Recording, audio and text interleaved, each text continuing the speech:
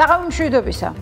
ეს არის TV პირველი, მე ეკა ჩხეიძე ვარ და ტრადიციულად უკვე კვირა საღამოს პირველი სტუდიიდან მოგესალმებით. დღევანდელი ჩემი სტუმარი არის ადამიანი, რომელსაც ცხოვრების საინტერესო გზა აქვს გავლილი. თეატრი, კინო, მუსიკა, პოლიტიკა, საზოგადოებრივი ცხოვრება, ოჯახი, ეს ყველაფერი არის ერთ ადამიანში, რომელიც დღეს ჩემი გადაცემის სტუმარია. გია როინიშვილთან ვისაუბრებ დღეს და ვფიქრობ, საინტერესო 1 საათი გველოდება წინ. გია, გამარჯობა, მოდი. დიდი მადლობა, რომ ესტუმრე პირველ სტუდიას. როგორ ხარ? მადლობა, როგორ ხარ? შენ რად გამოიყურები? მადლობა. მადლობა, რომ მზად ხარ ჩემს მაყურებელთან სასაუბროთ. იმედია გულწრფელი და საინტერესო საუბარი გველოდება. შევეცდები რომ გულწრფელი ხო, კარგად ხარ. მადლობა, კარგად. აი, კიდევ უფრო კარგად რო იყო მთის წყალი უნდა დალიო. გავლიოთ კი, ბატონო. მთის წყალი, ნატურალური წყაროს წყალი 0%-იანი ბრომატით, რომელიც ძალიან მნიშვნელოვანია ჩვენი ჯანმრთელობისთვის და სრულყოფილი ცხოვრებისთვის და რა ვიცი, ყველაფრისთვის. ხო? გავლიოთ ესე იგი. წყლის ძალა მოგცეს ღმერთმა. გია, პირველ რიგში მინდა მოგილოცო პატარა კირას მოუნება ამ ქვეყნად მესამე შვილიშვილი, ხო? დიახ, მესამე შვილიშვილი. მაყურებელს ვეტყვი, რომ გია უკვე სამგზის ბაბუა, მის ქალიშვილს მარიამ როინიშვილს გაუჩნდა მეორე შვილი, ქალიშვილი კირა. ხო, კირა ჯანმრთელი და ბედნიერი გიმყოფოს. იცი რა, 40 მესამე შვილიშვილს რაღაცა სხვა ემოცია. აი, გეტყვი ხა, მინდოდა მე თქვა, პირველი რო გაჩნდა შვილიშვილი ელენე, ისე მარიამის. ხო. ის უკვე რამდენის არის? 15-ის გახდება აგვისტოში. ხო და ეს იყო 45 წლის ვიყავი ელენე რო გაჩნდა და მე გავხდი 46-ის. ხო და მაშინ ეს მახსოვს იმის მაღაზიაში შევედით და ეს ვიყიდე რა ქვია კალასკა როგორ ეტლი. ეტლი ვიყიდეთ და გამოვედი და რაღაცა რომ ჩემი თავი რომ დავაფიქსირე რომ შვილიშვილის ეტლი ამიტყდა სიცილი. და სულელივით ვიცინოდი, იმიტომ რომ ნუ ეხა ბაბუობისთვის ცოტა ესეთი ასაკია რა.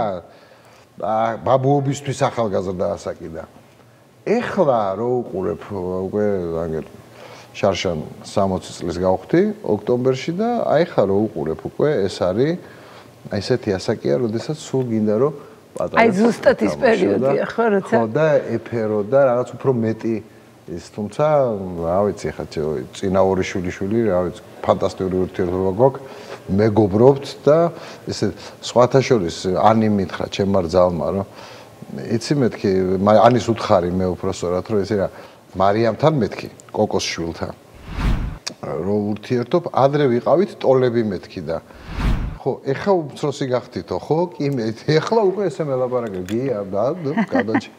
აი ესე. ისე ამბობენ, რომ აი შვილიშვილი მაინც სხვათან ასაკში რაღაც.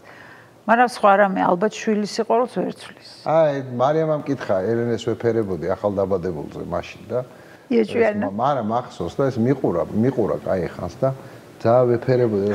შენო ელენე უფრო გიყვარს ვიდრე მეო. იეჭვიანა. ხო და მაშინ უპასუხე და იგივე პასუხი შემიძლია გითხრა.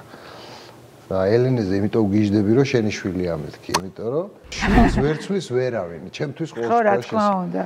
მაგრამ არა, რაღაცა ასაკში რო ხარ ალბათ ბავშვთან დამოკიდებულება კიდე სულ რაღაცა გაგრძელებაა შენი ცხოვრების და რაღაც ფიქრობ რომ ვაღარ იქნება ესენი გააგრძელება. კარგი, მოკლედ გილოცავ მთელი გულით და ბედნიერება პატარა კირას. საკუთარი თავი, რომელ პროფესიაში უფრო კარგად გამოხატე? ეს იყო თეატრი, ეს იყო კინო, ეს იყო, რა ვიცი, მუსიკა, რომელი მიმართული პოლიტიკა, რა ვიცი, რომელი ერთი ვთქვა.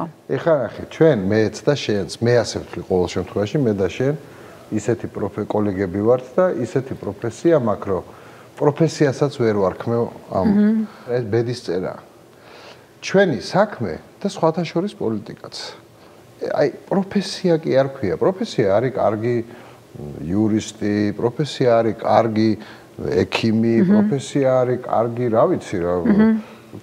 პროფესია კარგად რო წაღებს რო მეწაღე რო ხარ კარგი და აქ კი არსებობს ჩვენს საქმეში პროფესიული უნარჩვევები და ტექნოლოგიების და ყველაფერი არსებობს, მაგრამ მაინც ვთვლი რომ ეს ბედისწერა. ეს არ არის თლაც სამსახური ვერასოდეს ვერ. ეს არ არის სამსახური, ეს არის უფრო მეტი კიდე, აი ხო გეუბნები. ცხოვრება ბედისწერაა რა. სად გადაგაგდებს როგორ რანაირად, ხო იცი? როცა როლს აკეთებ ან რეჟისორების სპექტაკლს გამენ, არის აი ყველაფერს სწორად აკეთებ თითქოს, ხო? როლს ააგებ, გააკეთებ, ის რაც გისწავლია, ის სწორად მიდიხარ, რომელიღაც სკოლას იყენებ, რაღაცას გააკეთებ ის, და გამოდი. რა შეგჭება? არა, და მკვდარია. აი რა, გესმის თვითონ, აი არ ცოცხლე, აი რაღაცა არის საჭირო, რომ ის სული შთაბერო, რომ ის გაცოცხლდეს და ცოცხალი ნახოს მაყურებელმა. რა არის ეგ რაღაცა? ეს რაღაც არის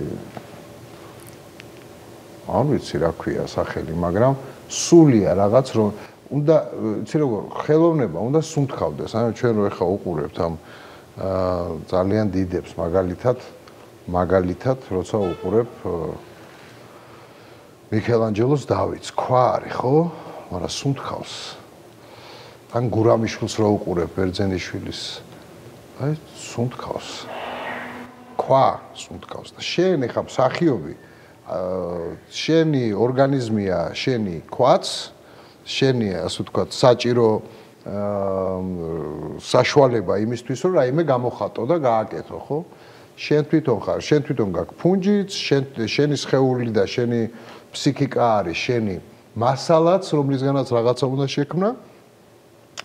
ხო და ცოცხალი უნდა, აი თეატრი რა არის, სიცოცხლე უნდა იყოს, აი უნდა ფეთქავდეს, როგორ ახსნა ეს. ანუ ეხლა ჩემ შეკითხვას რო დაუბრუნდეთ, შენ უფრო სად გამოხატე, შენი თავი სად უფრო დაინახე, როგორ მსახიობმა? ალბათ, იცი რა, მე მგონია, რომ საერთოდ არ მიყვარს ხოლმე ეს აი ესე დაყოფა პროფესიების მიხედვით, რომ აუ თქვენ აი თქვათ მე მithქვია სულ აი თქვენი იურისტები ცოტა ესეთი აუ ექიმებს რაღაც უნარჩვევები აქვთ ამ პროფესიებს, მსახიობებსაც მათ შორის. მაგრამ მე მაინც მგონია, რომ ადამიანი და პიროვნება ქმნის პროფესიას და არა პირიქით. იმ ის პროფესიაც მე კარგი ექიმით მიყვარდება ექიმის პროფესია. კარგი იურისტით მიყვარდება იურისტის პროფესია, როგორც თქვათ მომხმარებელს ამ საქმისა.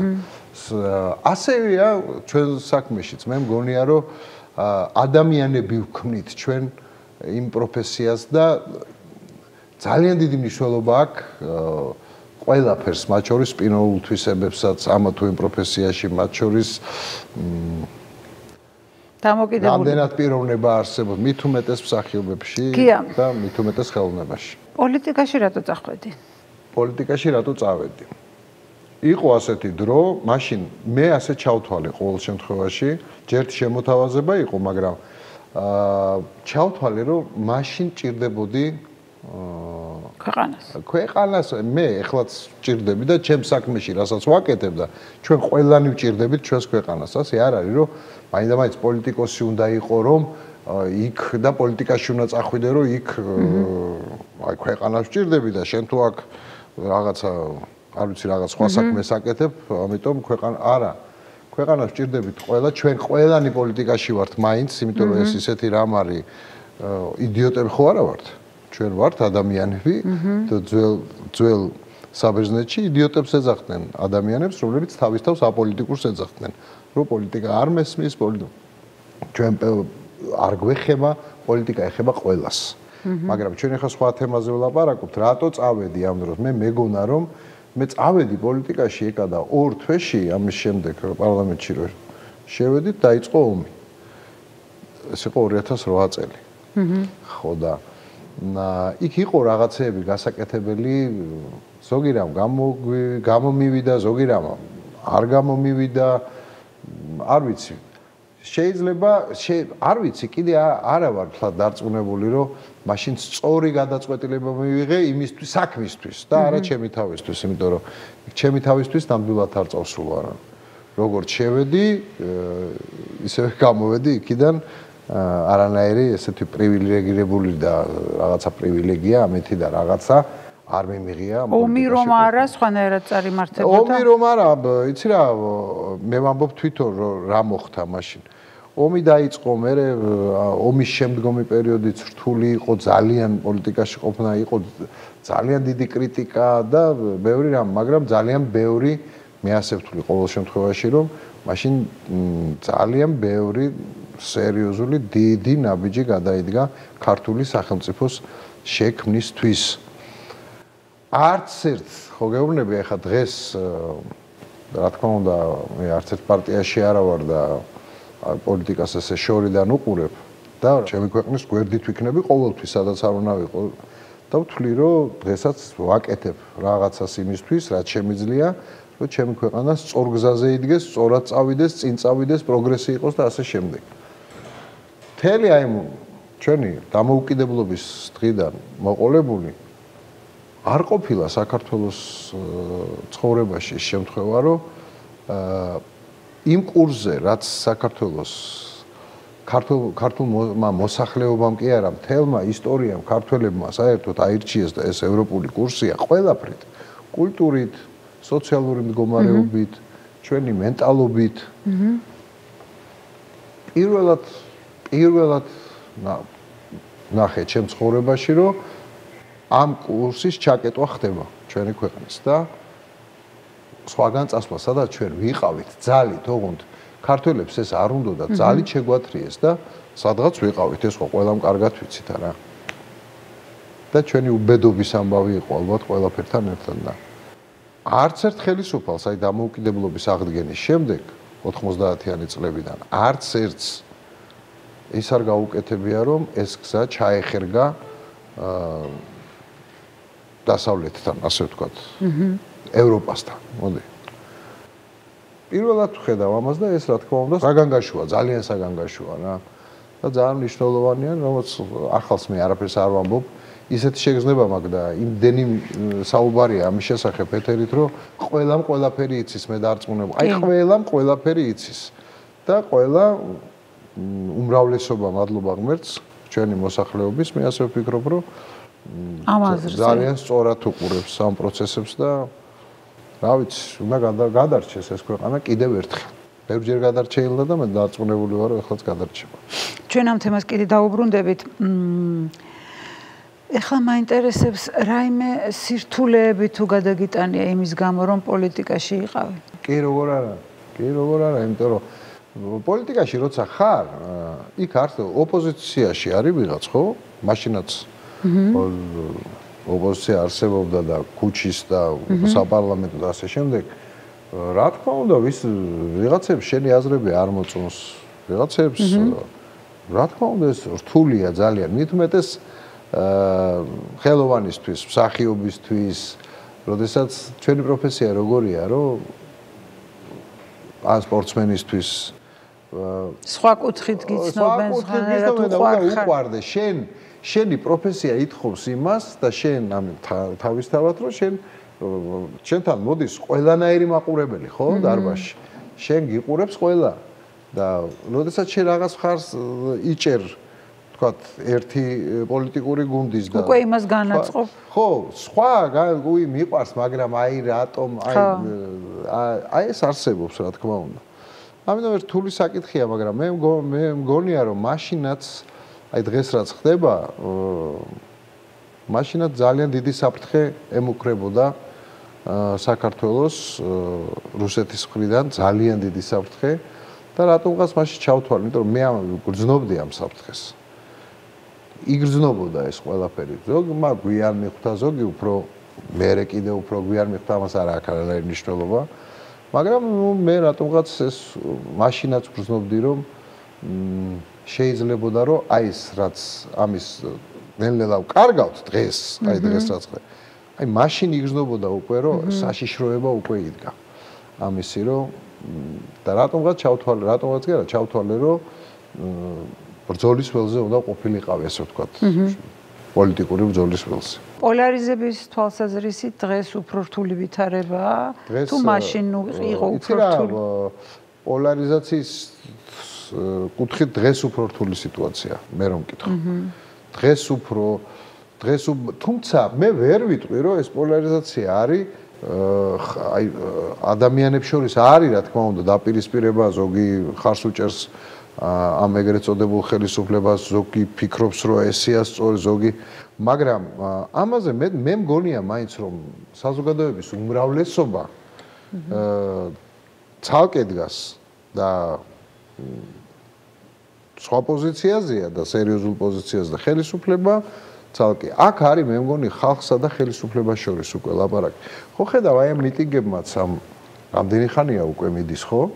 საქართველოში მიტინგები ნოემბრიდან მოყოლებული, ოქტომბრიდან თუ ნოემბრიდან მოყოლებული პოლიტიკოსები აი ქუჩაში არჩენენ. დგანან როგორც ჩვეულებრივი რიგითი მოქალაქეები და ხალხი დგას, საზოგადოება დგას იქ, რომელიც უპირისპირდება ხელისუფლებას და ითხოვს მისგან კონსტიტუციის დაცვას. ну ერთი სიტყვით რო ვთქვა. მაგრამ არსებობს საზოგადოების მეორე ნაწილით? არსებობს კატეგორია, რომელიც დედამიწის ზურგზე ხელისუფლება, რომელსაც არ ყავდეს ვიღაც მომხრე. რის გამო და რატომ? ეს სხვადასხვა რამ არის იქ. არის არ ვიცი, რაღაცა შიშიც არის სამსახურის დაკარგვის შიშიც არის. ანგარება და კომფორტი და ბევრი რამე არის, მაგრამ ეს ხო როგორ გითხრათ, ეს საერთო მოსახლეობის დიდ ნაწილზე ვერ გადავა ვერანაირად, იმიტომ რომ არ გამოდის ეს. პოლიტიკური შეხედულების გამო მეგობრებთან ქონია უკმაყოფილება. იცი რა, მე ვინც მიცნობს, ბარიკადების მიღმა მდგარა შენი მეგობარი, ბარიკადების მეორე მხარეს. კი, როგორ არა. ეხლა უკვე ნაკლებად აი რატო დაკარგე მეგობრები მაგრამ? არა, არავინ არ დამეკარგავს. აბა ნაკლებად? არა, ნაკლებად ყავს ეგეთი მეგობრები. პირიქით, რასაც ვამბობდი, თვითონ მეუბნებიან იგივე საკეთ უკვე, იმიტომ რომ ძალიან ბევრმა ადამიანმა, მათ შორის ჩემ მეგობრებშიც არიან ასეთი ცოტა გვიან, მაგრამ დაინახეს ის, რაც უნდა დაინახათ, მაგრამ ეს მე კი არის პირიქით ძალიან კარგია რომ დაინახეს. კიდე ბევრი იქნება, დარწმუნებული ვარ. კიდე ბევრი იქნება ასეთი, რომელიც რაც დრო გავა, ეს უფრო თვალსახიერი იქნება და თვალსაჩინო. ჩვენ ადამიანებს გვაქვს ერთი დიდი პრობლემა ყველას. აი სანამ შენ არ შეგეხება პირადად. კი, რა თქმა უნდა. მანამდე ფიქრობ რომ იქნებ გადარჩი ამას და გვერდზე აგიაროს ამან ყველაფერმა. შენ შეგეხო? სამწუხაროდ მე რა თქმა უნდა არ დავაკონკრებ, რა თქმა უნდა შემეხო, ხო იცი რომ შემეხო. იყო დრო, როდესაც მოხდა ისე რომ შემეხო. მაგრამ მე ისევ მე მგონი ჩემმა დიპლომატიამ იმარჯვა. იმიტომ რომ ხო იცი რაღაც რომ გეზვირფასება არ გინდა იმის დაკარგვა იმ სივრცის და რა ვიცი მე მაინც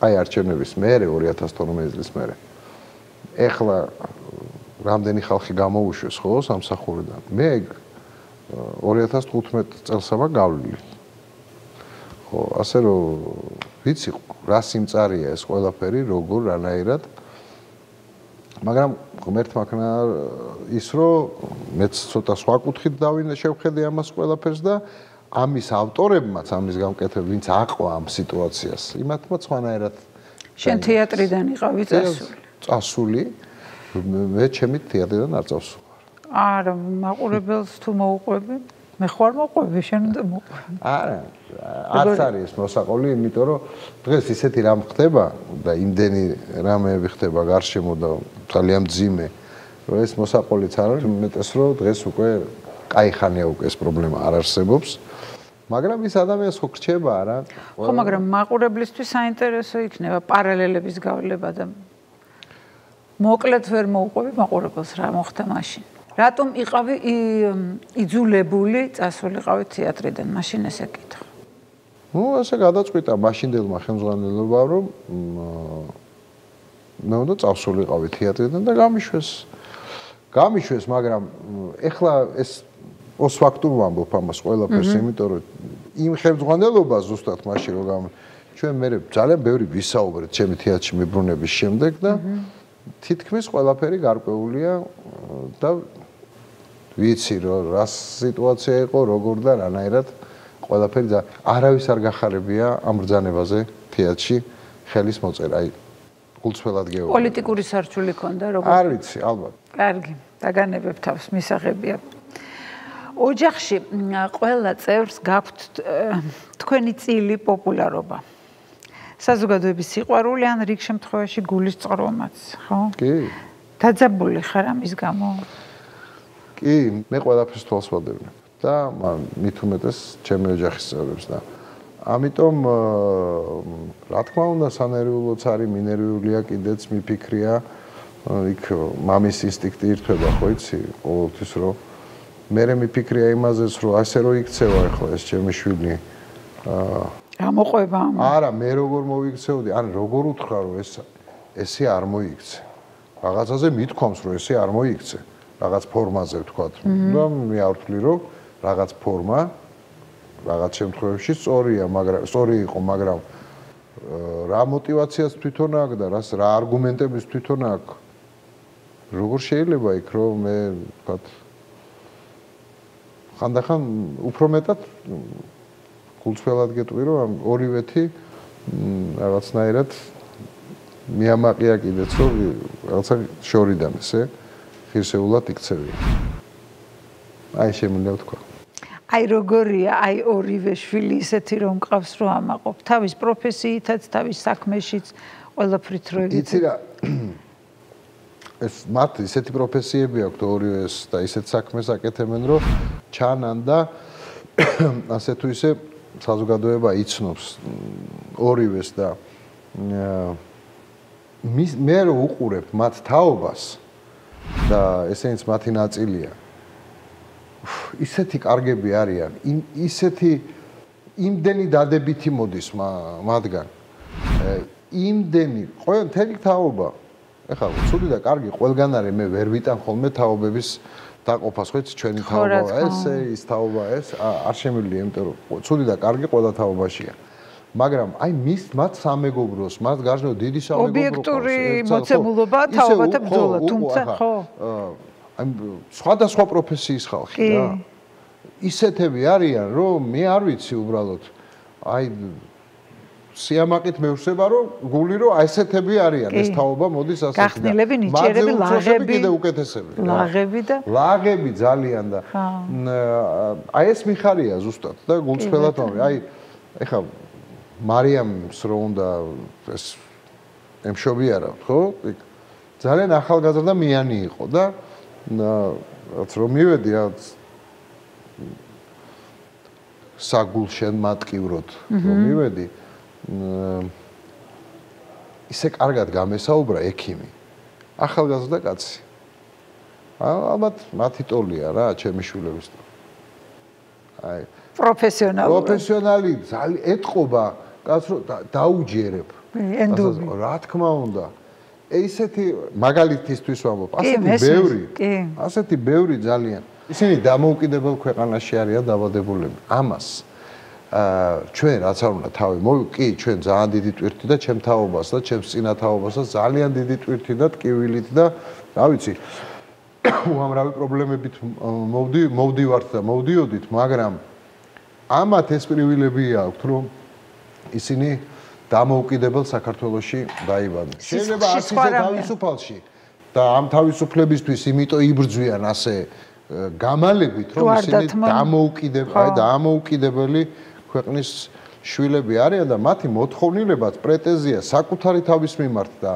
სხვის მიმართაც ვინც ამ ქვეყანას ემსახურება არის სხვა რომ სხვა წესრიგი უნდათ მათ მართლა ის წესრიგი რომელთაც ქვეყანა შენდება რა და ეს არის ძალიან მნიშვნელოვანი ნამდვილად გია შენ კოკო როინიშვილის სპექტაკლში თამაშობ როგორია პროცესი ხა როგორი განცდა მასთან როგორც რეჟისორთან როცა მუშაობ ემორჩილები თუ ყველაფრით ენდობი თუ რა ხდება მაგ დროს ყველაფრით ეხა მე ჩემს თუ თან კონტროლი გაქვს ჩართული იცი როგორ არის აქ ვცდილობ რომ როდესაც პროფესიულად უნდა გავაკეთოთ რაღაცა ერთად მე ვცდილობ რომ იქ გამოვთიშო მამაშვილობა ხო და მამა და შვილი და რაღაც იმიტომ რომ ესე საქმე არ გამოვა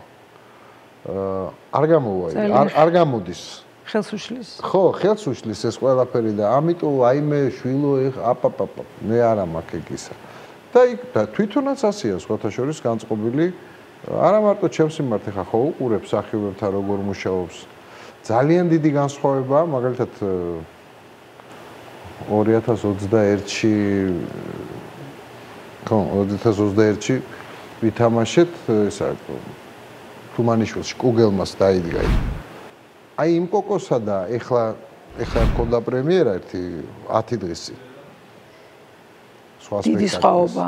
ხო, გაზრდილია იმასთან შედარებით, როგორც რეჟისორი, როგორც გაზრდილია აი ყველანაირ ასპექტში. რა თქმა უნდა, ესე იქნება. ყველანაირ ასპექტში და აი ეს დავინახე. აი ზრდა არ უნდა შეაჩეროს, არავინ არ უნდა შევაჩეროს ჩვენ ზრდა. ჩვენ სანამ ვიზრდებით ვართ ახალგაზრდების, ჩვენ როდესაც ამიტომ პროფესია სულ ამას მოიწყოს წესი. სულ და იმიტომ არ მერიდება ამის თქმა არავის რომ გაზრდა არის აუცილებელი. პირველი სპექტაკლი სხვა დამოკიდებულებით იყავი მაშინ უფრო. მაშინ კი, უფრო სხვა დამოკიდებულებით, მაგრამ იქ როგორ გითხრა, იცი რა? მას აქვს თვისება, რომ დაგაჯეროს იმაში, რაც იმ მასალაში, აი, კარგად დაგაჯეროს და მის გზაში, რომელსაც მას აქვს არჩეული, თანამოაზრე გახდები. ხო, ეგ ძალიან მნიშვნელოვანია. ერთი კარგი თვისებაა კიდე, თუ რამე კარგი მოიფიქრე შენ, იმიტომ რომ ამ სახიობიც ხო ფიქრობ რაღაცას. ხო. სახლში ასე თუ ისე რაღაცა გადარდებს. ისე რბილად შეუძლია ეს მიიღოს და ისეთი ახტოვანებული თვალები აქვს ხოლმე, რომ თუ მის კონცეფციაში ჯდება, რა თქმა უნდა, რომ რა ვიცი. და ამდენად რა მგონია, რომ ეს ძალიან რთული ტანდემია მამაშვილის მუშაობა. დამეთანხმე ამაში. კი ბატონო, კი. ძალიან რთული ტანდემია და ისიც ძალიან პრინციპულია, ჩემზეც ამბობენ, რომ ამ საქმეში პრინციპულობა მიყვარს და მაგრამ მაინც იმარჯვებს ის, რაც იმარჯვებს ბოლოს. ძალიან ნერვიულობდი ახლა სპექტაკლის წინ და ერთი სარეჟისორო თვისება გამოაჩინა ესეთი. შენ მიხვდები რასაც. პრემიერა, ხო და ჩვენ არტისტები, მსახიობები ყოველთვის რაღაცა რეჟისორისგან განსხვავებით, იმიტომ რომ ის უყურებს, გარედან უყურებს პროცესს. ჩვენ ვართ რაღაცა მე სულ ამბობ უღრანტყეში დავდივართ, ხო იცი? არ იცი, აი ხამ გადაცემას რაღაცა რა გამოვა ხო არ ვიცით არა, იმიტომ რომ აი შენმა რეჟისორმა და პროდიუსერმა უკეთეს ის, იმიტომ რომ ის ხედ გვიყურებს და ჩვენ მოქმედებთ ახლა და რაღაცას ვაკეთებთ და თან ვაკონტროლებთ რაღაცებს, რომ ნორმალური იყოს, მაგრამ ისე მაინც არ ვიცით. უღრანტყეში დავდივართ მოკლედ სცენაზე მსახიობები. რეჟისორებს უფრო აქვთ ის საშუალება, რომ აი გარედან რაღაცა შეგეშველოს და მოგეხმაროს, როცა ნერვიულო. შემოდის საგრიმიოროში და კოკო შემოდის და 8 საკლია 15-დან 8 საათზე უნდა დავიწყოს სპექტაკლი. ისეთი ერთი ფრაზა თქვა. აბა, როგორ ხართ ახლა? თავარია დავიჯეროთ, რომ სწორად ვაკეთებთ ყველაფერს და წავიდა. ეს იმდენად ყველა იქ ახალგაზრდები იყვნენ, მისი თაობის და უფრო კიდე ახალგაზრდა მსახიობები, რომლისთვისაც ეს იყო ისეთი აუცილებელი ამის მიწოდება, რომ მას ყარად ეგზნო თავი იმ 15 წუთის განმავლობაში. შენში რა ემოცია გამოიწვია? ეხა ქონდა ამაყი მამის თვალები. არა, უბრალოდ მომეწონა ეს კარგი სვლა რეჟისორისგან. და რა ემოცია ქონდა შენში? რას? აი ამ კოკოს ფრაზას. იმედი მომეცა. ანუ ჩავთვალე რომ შეიძლება ეს ტყე გამევლო მშვიდად. ასე ვთქვათ, ტყე ხო ხდები რას ვამბობ. მესმის ხო. ხო, ეს გზა ის საათი და 50 წუთის სცენაზე ვარ, არ გავდივარ იქიდან. ეს არის შმიტის სტუმარი და ნუ ისეა პიესა რომ და რთულია რა თქმა უნდა. ვიღაცა ფიქრობს რომ გამოცდილების გამო, ამის გამო, ასაკის გამო, ასაკი ხო ჩვენ გვემატება, არ გვაკლდება და ეს ფიზიკური, გარდა ფიზიკურისა, ფსიქოლოგიური დატვირთვაა ძალიან სერიოზული და ნუ, ყოველ შემთხვევაში მე კი არ წუწუნებ, მაგრამ აი ესე გაგვატარა სულ ყველას, მე არ მინდა რომ მე გამორჩეულად ვთქვა რა, მე იმდო გაგვატარა მთელ ასე ვთქვათ შემოქმედების ჯგუფს ისე რომ მსუბუქად გავსულიყავით აი ამ ეგრეთ წოდებულ ეშაპოდზე რა. ეს გამიხარდა. შვილთან მუშაობის პროცესს სიამაყე უფრო ახლავს თუ მღელვარება? მღელვარება.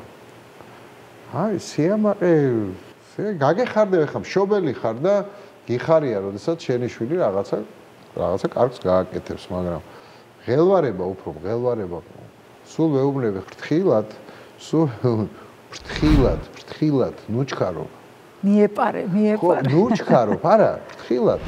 აი, მე კი არ ვამბობ, რომ შეანელო რაღაც, მაგრამ ეხა ეს იცის უკვე თვითონ. ძალიან ფრთხილად. იმიტომ რომ სულ მეშინია რომ სადმე ფეხი არ დაუწდეს, არ გადავარცხეთ, როგორც პატარას უყურებ ბავშვს. სხვათაშორის თემურმა იცოდა ხოლმე მამაჩემ, ნუ გეჩქარება. ხო. ყველაფერს თავის დრო აქვს. კი. შვიდად. კი, ასეა. კი, შენ ისეთივე დამრიგებელი ხარ შენი შვილების რჩევის მიმცემი, როგორც შენ გარიგებდე მშობლები, მაგრამ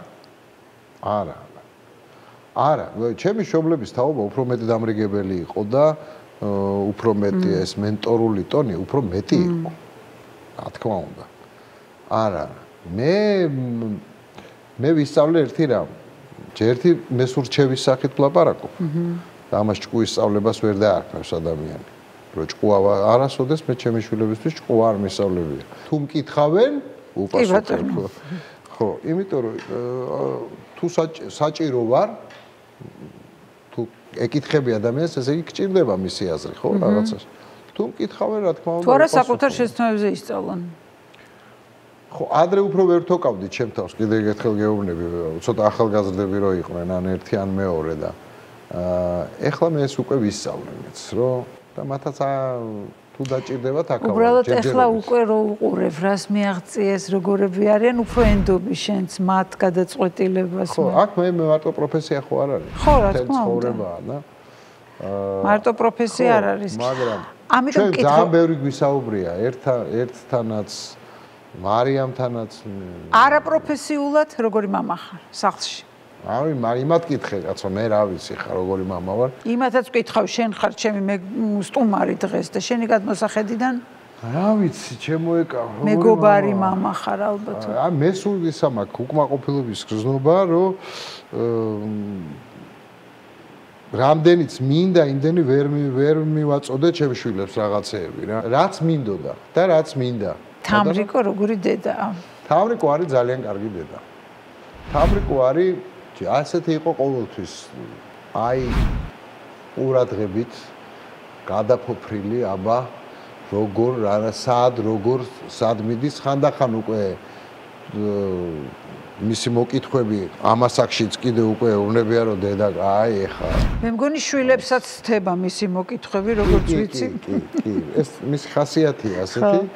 ხო და რა თქმა უნდა ეხა შვილებზე მით უმეტეს მაგრამ დღეს უკვე აღარ არის ესე, იმიტომ რომ მათ თავისი გზა აქვთ, ყველაფერს ვეღარ მოიკითხავ. ნუ ასე ხდება ცხოვრებაში. გადასარევი დედა, რა თქმა უნდა და ძალიან თბილი და მოსიყვარულე და რა ვიცი. ჩვენი კარგი. უფრო თამრიკოსთან მეგობრობენ თუ შენთან? არა, მე ვერ ვიტყვი რომ უფრო თამრიკოსთან მეგობრობენ. ეხლა მე ესე თავდაპირველად რომ ვლაპარაკობ, ეს იმას არ ნიშნავს, რომ არა, ჩემთან ძალიან მეგობრობენ ჩემი ორივე შვილი. ჩვენ ძალიან მეგობრობენ და ძალიან ბევრი რამ რომ ვამბობ, რომ ძალიან ბევრი რამეზე გვისაუბრია და გვიკამათია და ბევრი რამეზე დავთანხმებულავთ ერთმანეთს და ძალიან ბევრი რაღაცა გვესმის ჩვენ ერთმანეთს. ძალიან კარგია. უსიტყვოთაც, ამიტომ ღმერთმა ამაში გადმომხედა, რომ რაღაცა ეს თანამოაზრეობის ამბავი ჯერჯერობით ყოველ შემთხვევაში პრინციპულ საკითხებში არსებობს. რა თქმა უნდა, მათ რაღაც საკითხებთან მიმართებაში განსხვავებული ხედვა აქვთ, მე სხვა, მაგრამ ისინი თავისუფალი მოქალაქეები არიან, ჩემგანაც და ასე არიან გაზრდილები, თავისუფლები არიან. მაგრამ ძალიან ბევრ საკითხში რაღაცებს ჩვენ ერთნაირი ხედვა გვაქვს. იყო დრო, როდესაც ძალიან პოპულარული იყავი გოგონებში. ამან შენს პირად არჩევანზე როგორი მოქმედა?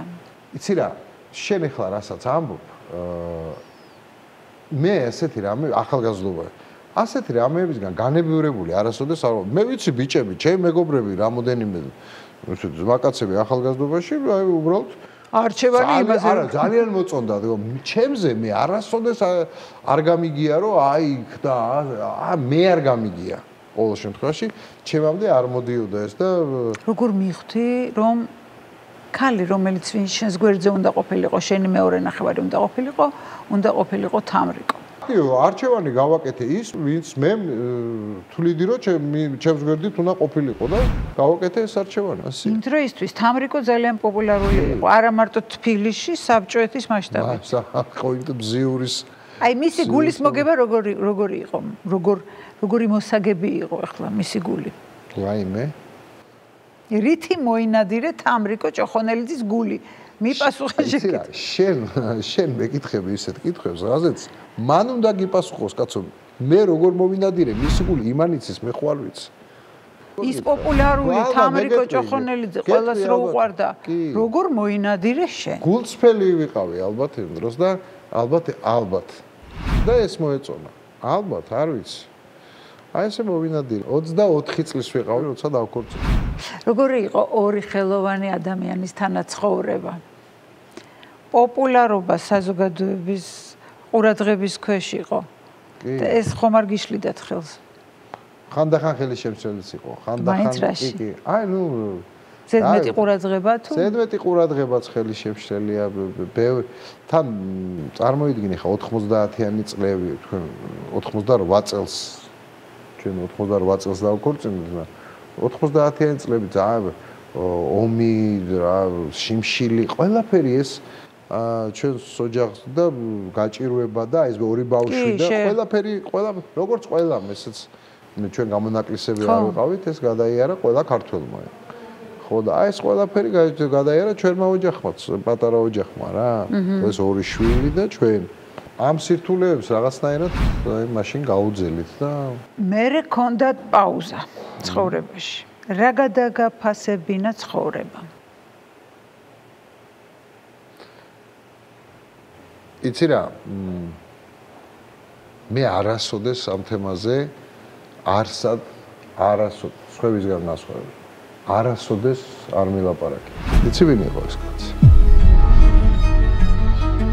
ეს იმას არ ნიშნავს რომ მე პასუხი არ მაქვს მადლობა პასუხისთვის მიღებულია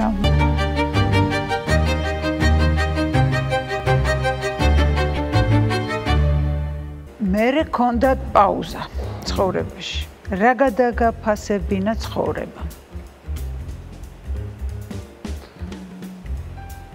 იცი რა მე არასოდეს ამ თემაზე არასოდეს სხვებისგან განსხვავებით არასოდეს არ მილაპარაკე არც ახლა ვაპირებ ამაზე საუბარს მაგრამ ერთი რამე მინდა იცოდე რომ მე იმიტომ კი არ ვარიდებ თავს ამაზე ლაპარაკს რომ სათქმელი არ მაქვს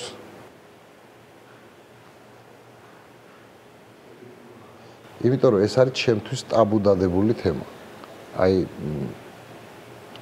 მე ბევრი კრიტიკა მომისმენია მაგალითად ჩემზე გადმოსული რომ მე არასოდეს ამაზე პასუხი არ გამიცია არც ვაპირებ ამაზე პასუხის გაცემას მაგრამ ეს იმას არ ნიშნავს რომ მე პასუხი არ მაქვს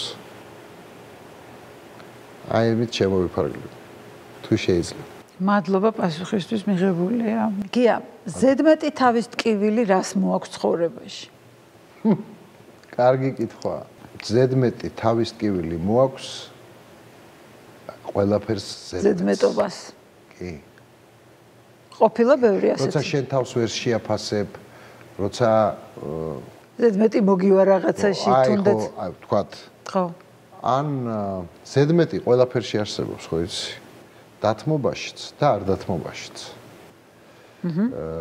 უკიდურესობაში არ უნდა უკიდურესობაში არ უნდა გადავარდე. და მე ხშირად მქონია ცხოვრებაში, რომ აი იმ მომენტში გადავარდნილ ახალგაზრდობაში უფრო და ხშირად რომ აი წაუყვანი ვარ იმ ემოციას. კიდე უარყოფით ან დადებიც მნიშვნელობა. აი ზედმეტობა აი ზედმეტ თავის ტკივილს იწევს. და მე რეგინანია ხო ნეტა. მე თელ შენი ცხოვრება ეხა თუ ნორმალური ადამიანი ხარ, სულ იმას ფიქრობ რომ აი ესე რატომ ესე ჯობდა არა ჩემი ბრალი მე ტიპი ვარ ისა თვითგმემები და ისინი კი არა მაქვს. კარგად ვიცნობ ჩემ თავს, მაგრამ ყოველთვის კრიტიკულად უყურებ რა, მე ნამოქმედარს. საკუთარ ხო, რამდენად სწორად იყო ეს, რამდენად საჭირო იყო და რამდენად თქვათ ამ ჩემმა ნაბიჯმა, რამდენად არგო ვინმეს ან არ არგო და ასე შემდეგ რა. და ამიტომ ამაზე როცა მე ფიქრობ, ყოველთვის ვთვლი რომ არა მაინც ისე ჯობდა. ხო, უნდა შეინარჩუნო თავისე რომ აი ეს ზედმეტის თავის ტკივილი მე შენ არ დაგრჩეს. თვითკრიტიკული ხარ? კი, აბარა. კი ვარ. ვარ, ეს არ ვიცი რამდენად კარგია თუ ცუდი, მაგრამ როგორ არა, აბარა, ვარ. ხშირად მიფიქრია რომ არა ვირჩიეს სწორად ეს პროფესია. ერთმა რეჟისორმა მითხრა ერთხელ რაღაცა რომ ვისაუბრეთ, ძალიან გულახდილი საუბარი მქონდა და რო უთხარი ჩემი პოზიციები, რომ მე აი მსახიობობისთვის არ მინდა მეთქი უთხარი. შუახნის ასაკში ვიყავი უკვე ეს საუბარი რო შედგა და აღარ მინდება მეთქი. აი სცენაზე თუ გავალ და რაღაცას ვითამაშებ, რაღაცა ჩემ თავთან უნდა ვიყო პასუხისმგებელი, რომ რაღაცა ამითი გავაკეთე. რაღაცა შევქმენი ისეთი, რომ მაყურებელს ხო თქვათ რაღაც დადებითი მოუტანე, მაგრამ მეც მეთქი და ამიტომ პრეტენზიული გავხდი მეთქი, უფრო საკუთარი თავის მიმართ. მიყურა ესე მისმინა ძალიან მაგარმა რეჟისორმა. მისმინა და მითხრა, შენ არა ხარ ნამდვილი მსახიობი ბუნებით. ალბათ მეთქი. კულიკი დამწყდა რომ მითხრა, მაგრამ ალბათ მეთქი. და მე ვეთანხმები მას დღემდე ამაში. იცი ვინ იყო ეს კაცი? თემურ ჩხეიძე. სიმართლე მითხრა. იმიტომ რომ მსახიობს ყოველთვის უნდა უნდოდეს თამაში. ამის გარეშე არ უნდა შეეძლოს. ამის გარეშე არ უნდა შეეძლოს და მე თუ აი ახლა უკვე ის სამუშაო არ არის, ის არ არის, რასაც მე ვფიქრობ, რომ ამით რაღაც ცუდი სიტყვა, მაგრამ სათქმელს ვიტყვი თუ რაღაც გავაკეთებ კიდე, ან ახალს გავაკეთებ რაღაცას. ისეც რაც აქამდე თქვათ არ გამიკეთებია და რაღაც სხვა კუთხით დამინახავს მაყურებელი, არ მაინტერესებს. ეს რამდენად ცუდია თუ კარგი, არ ვიცი. არა, ეს ანუ რო ფილტრავ, ეს მე მგონი ნორმალურია, რაღაცასთან ხვდები, რაღაცას არა, მეც ეგრე ვარ, ანუ მეც არა ვარ მსახიობი. გაირკვა. არა, მე ამითი შემაქო, პირიქით მითხრა. მსახიობს მე ასე ჩავთვალე. უნდა მესმის გავიგე. მან თქვა რომ არა მსახიობებს აქვს აი ეს როლი, და ეს კარგია, თუ ეს ვიღაცას აქვს. ყველა მე უნდა იცოდე ამ საქმეში რა არის შენი საქმე. ანუ რა არის შენი როლი. რას შეგიძლია რომ მე უნდა დავწვდე ამაში. ამას ეს შენია, რა თქმა უნდა. ახალგაზრდა რეჟისორი მოვიდა და აი ეს დამიდო ესა დღემდე ვფიქრობ ეს არის ჩემი საქმე თუ არა. ის ხედავს მას უნდა რომ იმ რეჟისორის ნდობაც უნდა ქონდეს. არა, სხვა თემაა კიდე, მაგრამ თქვათ რეჟისორს ენდობი, მაგრამ ხო უნდა დავინახო, რაღაცა მე თვითონ ხო უნდა დავინახო, რომ ხელმოსაჭიდი რის გამოც კი ბატონო. რაც ჩემში ამ ინსპირაციას გააკეთებს, რომ ეს გააღვიძოს სურვილი. აი ეს ხანდახან შიშიც არის ამ შეცდომისგან თავს იცავ. რა თქმა, ამაშია საქმე. როგორი პრეტენზიული რო ხარ, სულ ფიქრობ იმაზე, რომ აუ ეხლა მე ხო რაღაცა გაგიკეთებია და ის არ გინდა დაგენგრეს. ხო, ამაზე ხო ფიქრობ. ხო და ეს რა თქმა უნდა ეს ეგოისტური რამეა. მაგრამ გულწრფელად გეუბნები, რომ მე ასეთ და რაც უფრო ასაკი მემატება, ეს იმატებს, კი არ იკლებს. ჩემთანაც ესეა, მე მგონი ეს გონივრული საქციელია, არ ვიცი. არ ვიცი, ეს სხვა შეაფასოს, შეიძლება ვიღაცა აპარტაუნებაში ჩაგითვალოს, ხო, მაგრამ არა, მე რაღაცა ნაბიჯი თითოეული ესეთი სამუშაო არის ნაბიჯი, რომ რაღაცა ახალი შესთავაზო მაყურებელს. და ეს უნდა იყოს ეს ნაბიჯი, ვერ ძალა ჭირდება ამას, ძალიან ბევრი რამე ჭირდება. თუ ამას ცოტა ესე შევხედავთ სერიოზულად. ჩვენი პროფესია მაინც არის მაყურებლის დამოკიდებულებაზე, მის სიყვარულზე დამოკიდებული, ხო? მაყურებლისთვის ვარსებობთ. აი რა უნდა იყოს იმ სახეობების ამოცანა, რომლებიც განსაკუთრებული სიყვარულით სარგებლობენ მაყურებლისგან. სიყვარულის შენარჩუნება თუ პროფესიული სტანდარტების შენარჩუნება. იცი რა, ეს ერთი და იგივეა. პროფესიული სტანდარტები ჩვენს საქმეში ცოტა ეს სტანდარტები ნახე რა პროფესია არ არის მთლად პროფესია მეთქი რო გითხარი გახსოვს დასაწყისში. ჩვენ საქმეში ხო 2-2-4 არ არის არასოდეს და როცა არის მაშინაც გაკვირვებული ვარ როგორ არის ახლა ეს 2-2-4 არ არის აქ ეს არ არის საქმე სადაც აი რაღაცა ფორმულა შეასრულებ და მიიღებ შედეგს ადრე სხვადასხვა ჟურნალისტს უკითხავს რომ აი როგორ გააკეთეთ ეს როგორ შექმნით ეს და მე სულელი ყვებოდი ასე გავაკეთე ისე გავაკეთე რაღაცა სისულელებს და მე დავფიქრდი კაი ხნის რა ვიცი როგორ აზრზე არა ვარ იმიტომ რომ არ ვიცი რას რა ქვია მაგას აი მართლა არ ვიცი მე მაგალითად სცენაზე უფრო მართალი ვარ კი ვიდრე მაგალითად ცხოვრებაში იმიტომ ცხოვრებაში მიუხედავად იმისა რომ კომუნიკაბელური ვარ და ესეთი ურთიერთობა შემიძლია ადამიანებთან მაინც ჩაკეტილი ვარ და სცენაზე არა სცენაზე ვამბობ იმას რასაც შეიძლება ცხოვრებაში მე არ თქვა ან უბრალოდ ხელოვნებას და ხანდახან ამ პერსონაჟის სახელით ხო რა თქმა უნდა ხანდახან როცა ადარებენ ამას უთქვიათ ხო არგით ეს სპექტაკლი ხო არ არის კაცო ცხოვრება და ისევ ღიზიანდები ხოლმე როცა ამას ამბობენ ან ეს თეატრი კი არ არის ახლა ეს არის სერიოზული თუ თქვა პოლიტიკოსებსაც მათ შორის იცი რა შეასაქმე ეს არის მხატვრულ ფორმაში მოქცეული უდიდესი სიმართლე რასაც ხელოვნება ქვია ყოფით ცხოვრებაში ეს არ გამოდის აი იქ შიშულდება იქ ხარ გაშიშვლებული სიმართლე უნდა იყოს შენ რომ მაყურებლის გულამდე მივიდეს მაყურებლამდე და მან და ეს ტყუილი არა ვერ ვიტან ხოლმე მოტყუებაა ჩვენი არ არის მოტყუება ყველაზე მართალი გახსნილობა და გულწრფელობა ყველაზე მართალი ვარ იქ ცხოვრებაში რა იწვევს აი ამ ჩაკეტილობას როგორც თქვი ეს ჩაკეტილობას გარემოა თუ ხასიათი არა ხასიათიც არის და იცი რა ადამიანს ყოველთვის უნდა რომ რაღაცა კომფორტი კონდეს გარშემო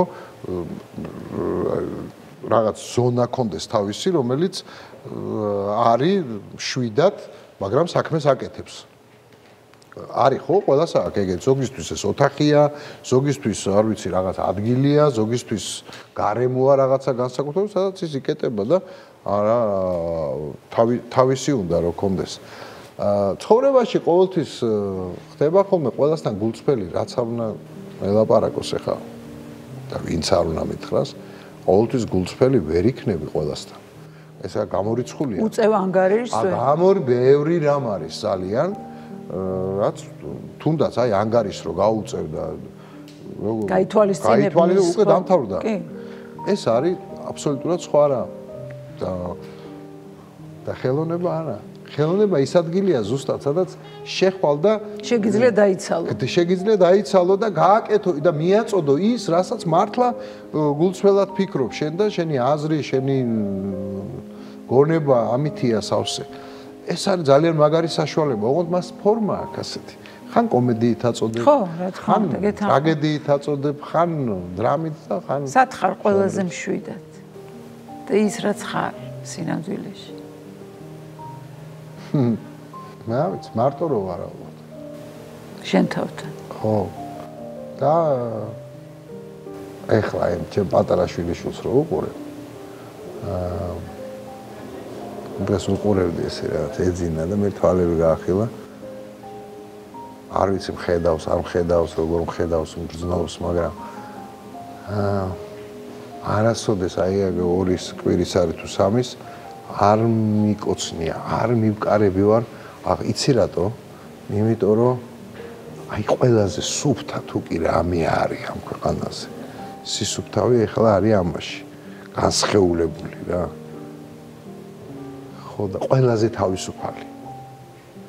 ადამიანი, რომელიც აი ერთი ნატამალი არ აქვს რაღაცა შეძენილი და მიკარებული. აი ეს არის. ხო და აი ჩეხო ესეთები ვერასოდეს ვერ ვიქნებით უკვე. და აი ამას ვეტრფი. ამ სისუფთავეს.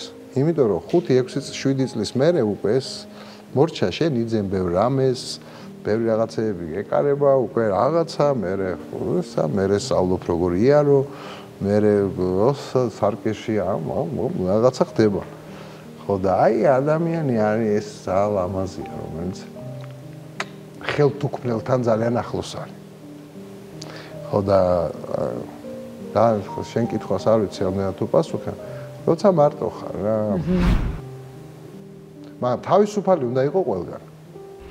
ყველგან. ეხა ხშირად არის ხოლმე ლაპარაკი აი თვითონ თეატრის მოღვაწეებშიც, ახალგაზრდებში, არა ახალგაზრდებში. აი პროტესტი. პროტესტი ქუჩაში. პროტესტის აღარ არის, რა თქმა უნდა, ეს პროტესტი ძალიან მნიშვნელოვანია და ძალიან ბევრი რამე გააკეთა იმ პროტესტმა, მაგრამ მე ვამბობ, პროტესტი ყველგან. თეატრშიც, სცენიდანაც, რა ვიცი, სახლთანაც, ქუჩაშიც, ყველგან, იმიტომ რომ ეს პროტესტი შეიძლება რუსთაველზე ვერ მიხვიდე ერთ დღეს, ან ვერ დადგე, მაგრამ ის პროტესტი შენგან ხო არ გარბის. რა თქმა უნდა, მაგრამ აი აქ ამიჩნდა ახლა შეკითხვა რა. მსახიობების ნაწილი თეატრები იყვნენ გაფიცული. დიახ. რა მოიტანა აი ამ სამთვიანმა გაფიცვამ, როცა რიგი თეატრების იყო გაჩერებული? პროტესტი იყო ეს. მე გაფიცვას ამას ვერ დავარქმევ. ეს იყო პროტესტი იმის მიმართ, რაც მოხდა ხდებოდა რუსთაველზე ყოველ დღე და ერთი დღე და ორი დღე კი არა, გრძელდებოდა, რა ვიცი, კვირაები. პირველი კვირაები მაინც. დარბევას გულისხმობდა და ბავშვების ცემას და გალახვას და დაჭერას და ყველაფერს გულისხმობდა მას, რაც ყველამ ნახა, თელმა მსოფლიო. მათ შორის მსახიობებიც იყვნენ და სხვა პროფესიის ხალხიც, არანაირი მნიშვნელობა არ აქვს მაგ პროფესიას, არანაირი. მაგრამ მაინც ეს იყო პროტესტი, რომელიც ბუნებრივია ეს პროტესტი, ეს არ არის პარტიული პროტესტი ვინმესი, რომ ვიღაც პარტია მომწოს, ვიღაც პარტია არ მომწოს, ხელისუფლების მიმართ არის პროტესტი, რომელიც ეს ჩაიდინა ხელისუფლებამ და ხალხმა გამოხატა პროტესტი და არაერთხელ გამოუხატავს. აი ახლა უფრო მწვავე იყო და უფრო გრძელვადიანი ეს და არის ეს პროტესტი. არა, მე პროტესტი შეიძლება გააგრძელოთ ქუჩაში, მაგრამ აკეთეთ თქვენი საქმე იყო ესეთი ისიც. მათ შორის სახელმწიფო თეატრებიც გაჩერდნენ. და არა მარტო ვთქვათ ეს კერძო თეატრები ასე ვთქვათ და გაჩერდნენ იმიტომ რომ მე დარწმუნებული ვარ რომ არც ერთ მსახიობს მიუხედავად იმისა ვის მიცა ხმა ვის უჭერს ხარს ასე არავის არ მოუნდებოდა მე ასე მჯერა ყოველ შემთხვევაში იმ დღეებში არავის არ მოუნდებოდა სცენაზე გასვლა და მე ასე მჯერა რა ვიცი ან მინდა რომ მჯეროდეს ამის არავის არ მოუნდებოდა თუმცა ამ პროტესტს თავისი ეტაპები აქვს. დღეს შეიძლება გავჩერდე, ხმა არ გაქცე თქვათ, ისე ვამბობ. ფიგურალურად არ დაგელაპარაკო, მაგრამ მე პროტესტი მოწინააღმდეგის მიმართ არსად არ მიქრება. ეს პროტესტი არის, ხვალ შეიძლება გითხრა რაღაც მოგთხოვო, დაგელაპარაკო, არ ვიცი, სხვა გზას მიმართო, ფორმა შევცვალო ამისი. ხელოვნება თავისთავად გულისხმობს პროტესტს. მარტო პროტესტი არ არის, სხვადასხვა ფორმებით. პროტესტია რომეო და ჯულიეტა არის სიყვარულზე მაგრამ იქ პროტესტის მათი დაღუპვა და სიკვდილი არის პროტესტი იმ საზოგადოების მიმართ სადაც ისინი არიან აი ხა მე ყველაზე დიდი ეს სასიყვარულო თემა ავიღე რომეო და ჯულიეტა რა ეს უზარმაზარი რამ არის რა ამ პროტესტი არსებობს ყველგან მხატვრულ ნაწარმოებებში და ყველგან შეგვიძლია როცა მშვენიერებას უყურებ ბოროტების წინააღმდეგარი ეს მშვენიერება და მაგრამ რა მოიტანა აი იმ პაუზამ? კარგი. შენ როგორც ესეთი პრაქტიკულ ქალბატონს გეტყვი რომ და პრაგმატულს.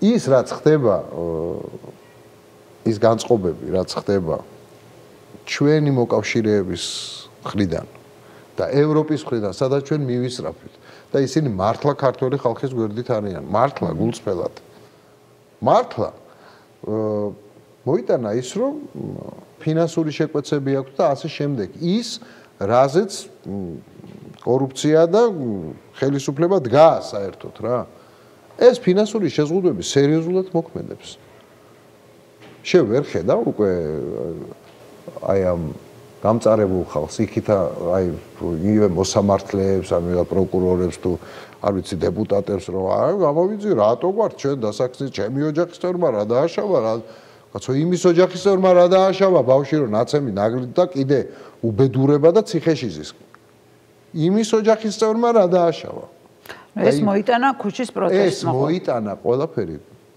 ქუჩის პროტესტმა ეს მოიტანა ამ ხალხმა იმ ბიჭებმა და გოგოებმა თუ ქალბატონებმა ვინც დღეს გისოსებს მიღმა არიან შენი შვილები დგანან ამ საპროტესტო აქციებს მონაწილეობენ და აქტიურად თაობა დგას და ყველა დგანან და მთელი თაობა კი ბატონო ამ შემთხვევაში შენი შვილების მაგალითზე გეუბნები მოახდინა ამან გავლენა ამ პროცესში შენს აქტიურად ჩართულობაზე იცი რა ასაკის გამო მე უფრო ადრე პროცესებში ჩართული ვიყავი ასე რომ თუმცა ეს კიდევ ერთი ინსპირაციაა რომ ჩემი შვილი როცა იქ არის მე უფრო როცა მე შენ გასწრებს აქციაზე გასვლას ხო ეს კიდევ უფრო ინსპირაციაა შენთვისაც მაგრამ ყოველ შემთხვევაში მე ის არ მომწევია რომ აი მივსულიყავი აქციაზე და გადამეხედა ახალგაზრდებისთვის და სად არიან ახლა ჩემი შვილები აი ეს არ მქონია ეს დარდი იმიტომ რომ მე მივსულ ვარ და ისინი იქ დამხვედრიან ყოველთვის ეს დამოუკიდებელ ქვეყანაში დაბადებული თაობა რომელიც თავისუფლებას არ დაუთმობს არავის არასოდეს გამორიცხულია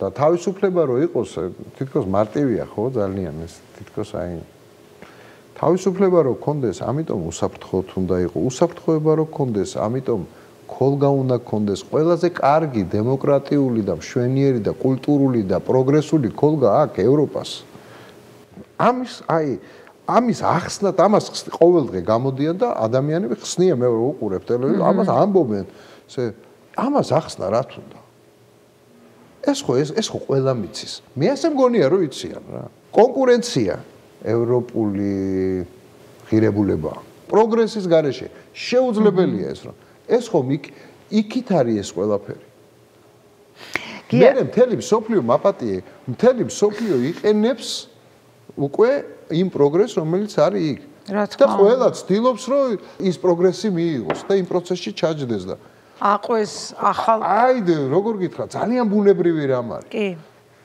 როცა ამბობენ რომ ჩვენ ევროპა ვარ თუ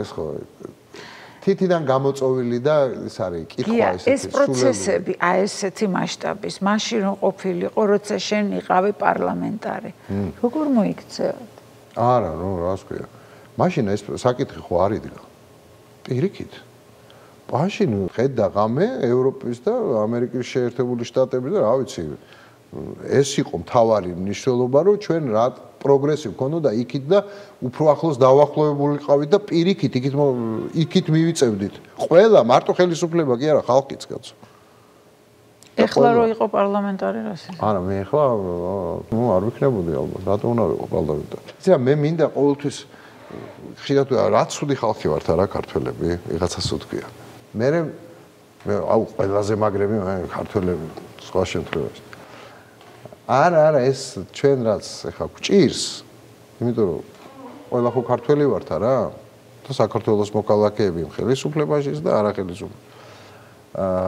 ეს ყველა ქვეყანას დამართნია ევროპაშიც well ჩვენ გავდივართ ახლა ამას ამ პროცესს ყველაფერი ეს დამართია დიდერებს ამიტომ ამითი ნუ დავკომპლექსდებით რომ ეს ახლა ჯაუფ ეს სინამდვილეში კარგები ვართ თუ როგორი ხალხი ვართ ჩვენ ვართ ღირსები კარგები ვართ ცუდები ვართ ღირსები კარგი ქვეყნის და კარგი სახელმწიფოს საქართველოს ქართველები ვართ ამის ღირსი და ჩვენ ამას მივახცევთ აი ეს არის მთავარი ჩვენ ღირსები ვართ ამისი იმიტომ რომ ერთი ძალიან დიდი ისტორია გვაქვს ძალიან დიდი კულტურა გვაქვს ძალიან დიდი კულტურა სულ გული მწყდება ხოლმე ხო იცი ეს რომ რატო ვართ 4 მილიონი თუ 5 რა იმიტომ რომ აი ვეფხისტყაოსანს ხო 30 რო ვიყოთ 30 მილიონი ანუ ხო უფრო მეტი წაიკითხავ და ვეფხისტყაოსანს რა